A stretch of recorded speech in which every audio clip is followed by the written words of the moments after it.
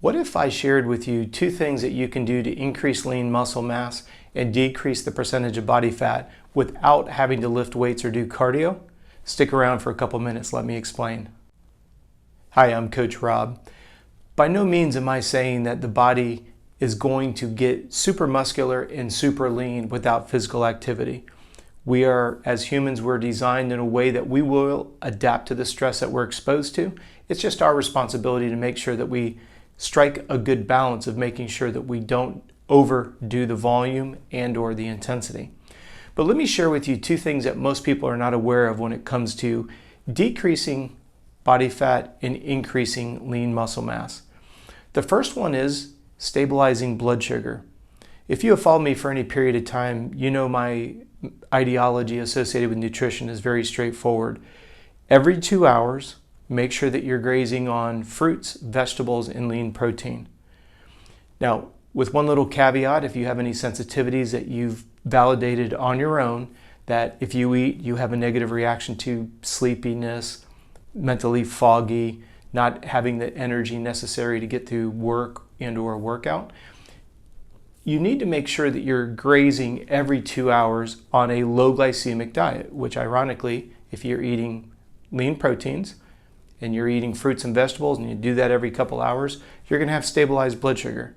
Now, before someone leaves some snide comments below, yes, you are gonna get a little bit of an insulin spike, but because it's a low glycemic, you will have low levels of insulin spikes, but you will have incredible mental clarity and energy. The reason why this is so important when it comes to building muscle and dropping body fat is because when you stabilize your blood sugar, you will not binge eat. Whenever you get to a point that your brain tells you that you're hungry, if we were to take a blood sample, you would have very low levels of blood sugar. Now stop and think about this. If I can get you to eat before you're hungry and you're eating something that's very stable, the foods that you're eating when you combine them gives you very stabilized levels of blood sugar, you will not overeat. So that's one of the tricks to decreasing the percentage of body fat, and because you're eating a good profile of protein, you're giving your body the amino acids it needs to build lean muscle mass. The other side of the equation, believe it or not, is sleep.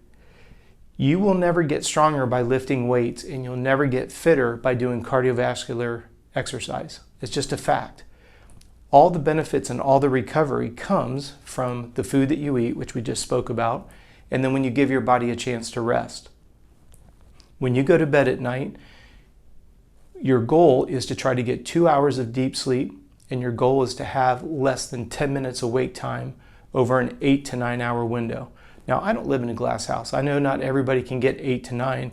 I'm just sharing with you, based on sleep studies and based on different physiological type of reports that are floating around out there clinically, ideally 8 to 9 hours of sleep is going to be the sweet spot. There's always going to be exceptions to the rule, so again, please don't leave me snide comments. I get it. I've been around the block a few times. What I want you to realize is when you get into that deep sleep, that's where your body releases HGH, human growth hormone, and testosterone. So think about this from a 10,000-foot view. You stabilize blood sugar during the day, you refrain from overeating. You go to bed at night, you get 2 hours of deep sleep or more, and you're awake less than 10 minutes, you're giving your body a chance to release HGH, human growth hormone,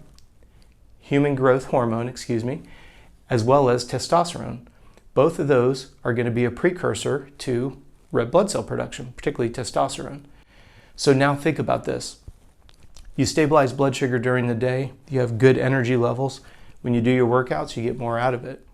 If you look at your Garmin and you look at the calories in versus the calories out, integrating MyFitnessPal with the Garmin dashboard, you can see you're probably going to be, and it has been in my experience, most people undereat on a daily basis. So we're not worried about the idea that you're going to overeat, especially when you stabilize blood sugar levels. The key is to never allow yourself to be hungry, and then when you satisfy hunger and then you go to bed, give yourself plenty of time for these very powerful hormones to be released, and then you will wake up leaner, stronger, and faster than you went to bed.